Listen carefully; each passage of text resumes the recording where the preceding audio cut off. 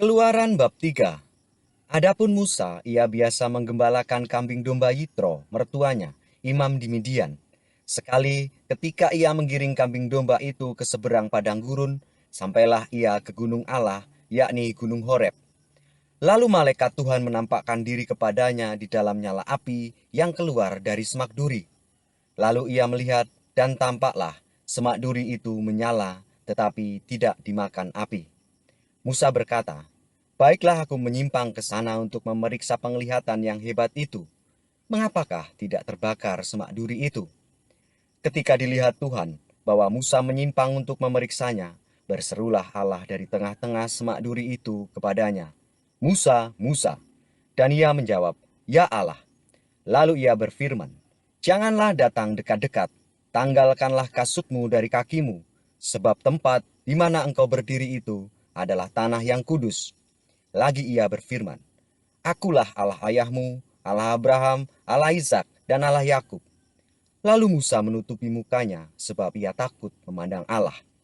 Dan Tuhan berfirman, "Aku telah memperhatikan dengan sungguh kesengsaraan umatku di tanah Mesir, dan aku telah mendengar seruan mereka yang disebabkan oleh pengerah-pengerah mereka.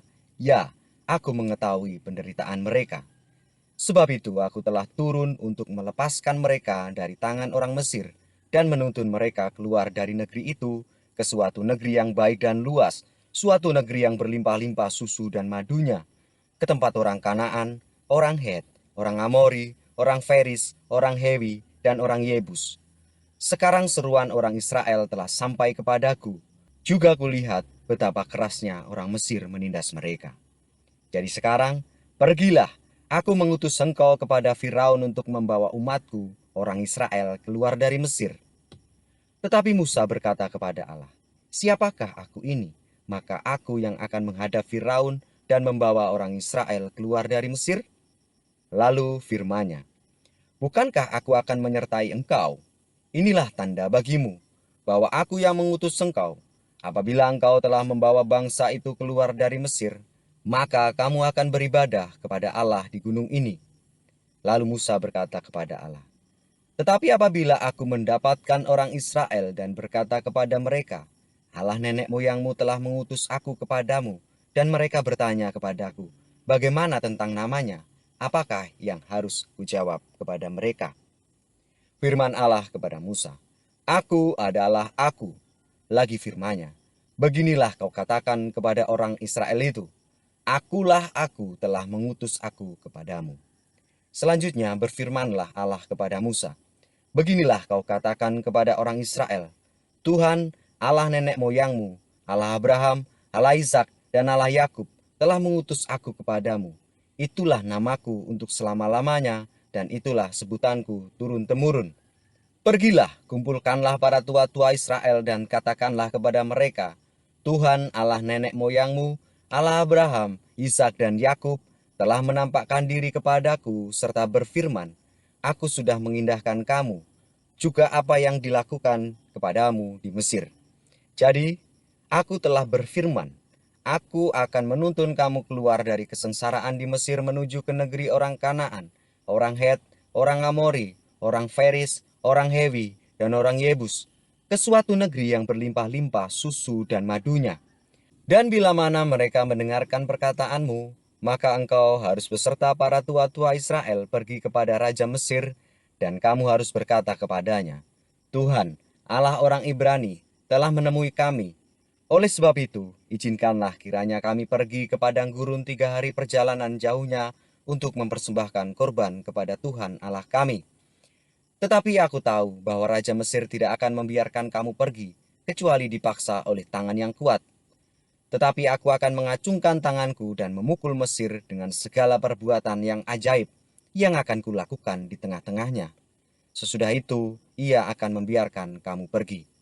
Dan aku akan membuat orang Mesir bermurah hati terhadap bangsa ini, sehingga apabila kamu pergi, kamu tidak pergi dengan tangan hampa. Tetapi tiap-tiap perempuan harus meminta dari tetangganya dan dari perempuan yang tinggal di rumahnya barang-barang perak dan emas dan kain yang akan kamu kenakan kepada anak-anakmu lelaki dan perempuan. Demikianlah kamu akan merampasi orang Mesir itu.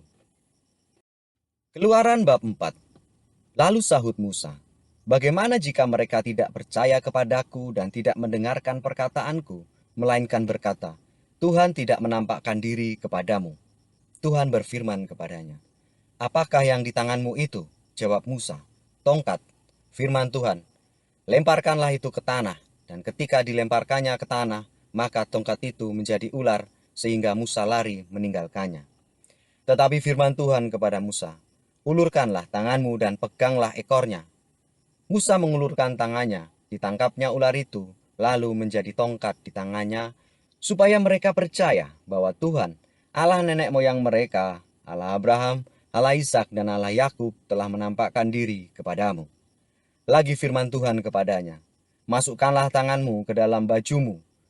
Dimasukkannya tangannya ke dalam bajunya, dan setelah ditariknya keluar, maka tangannya kena kusta, putih seperti salju. Sesudah itu firman-Nya, "Masukkanlah tanganmu kembali ke dalam bajumu." Musa memasukkan tangannya kembali ke dalam bajunya, dan setelah ditariknya keluar, maka tangan itu pulih kembali seperti seluruh badannya. Jika mereka tidak percaya kepadamu dan tidak mengindahkan tanda mukjizat yang pertama, maka mereka akan percaya kepada tanda mukjizat yang kedua. Dan jika mereka tidak juga percaya kepada kedua tanda mukjizat ini dan tidak mendengarkan perkataanmu, maka engkau harus mengambil air dari sungai Nil dan harus kau curahkan ke tanah yang kering. Lalu air yang kau ambil itu akan menjadi darah di tanah yang kering itu. Lalu kata Musa kepada Tuhan, "Ah, Tuhan, aku ini tidak pandai bicara, dahulu pun tidak, dan sejak engkau berfirman kepada hambamu pun tidak, sebab aku berat mulut dan berat lidah."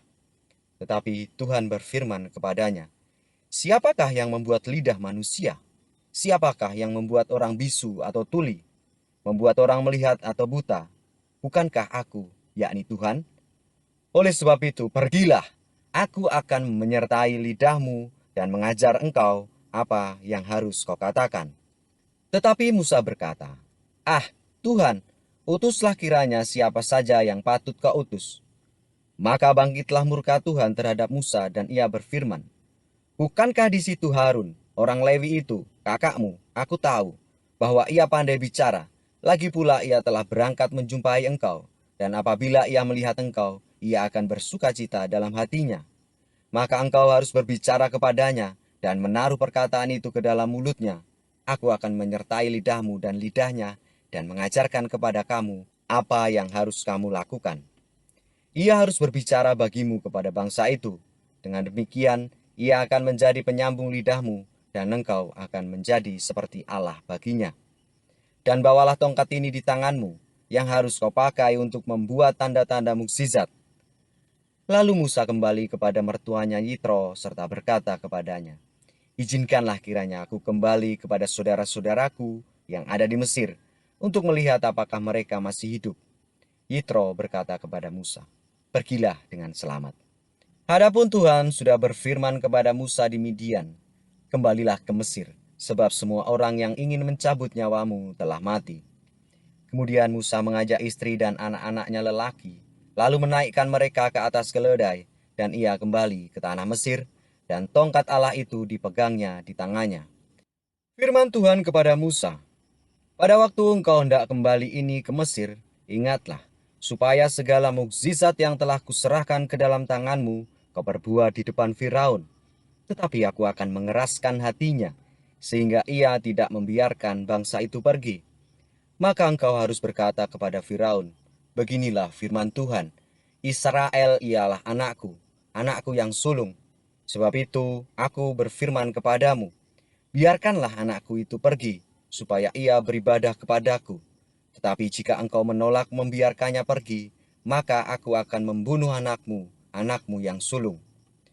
Tetapi di tengah jalan, di suatu tempat bermalam, Tuhan bertemu dengan Musa dan berikhtiar untuk membunuhnya. Lalu Zipora mengambil pisau batu, dipotongnya kulit katan anaknya, kemudian disentuhnya dengan kulit itu di kaki Musa sambil berkata, 'Sesungguhnya engkau pengantin darah bagiku.' Lalu Tuhan membiarkan Musa. 'Pengantin darah,' kata Zipora waktu itu. Karena mengingat sunat itu, berfirmanlah Tuhan kepada Harun, 'Pergilah ke padang gurun menjumpai Musa.' Ia pergi dan bertemu dengan dia di gunung Allah lalu menciumnya. Kemudian Musa memberitahukan kepada Harun segala firman Tuhan yang disuruhkannya kepadanya untuk disampaikan dan segala tanda mukjizat yang diperintahkannya kepadanya untuk dibuat. Lalu pergilah Musa beserta Harun dan mereka mengumpulkan semua tua-tua Israel. Harun mengucapkan segala firman yang telah diucapkan Tuhan kepada Musa, serta membuat di depan bangsa itu tanda-tanda mukjizat. Lalu percayalah bangsa itu, dan ketika mereka mendengar bahwa Tuhan telah mengindahkan orang Israel dan telah melihat kesengsaraan mereka, maka berlututlah mereka dan sujud menyembah.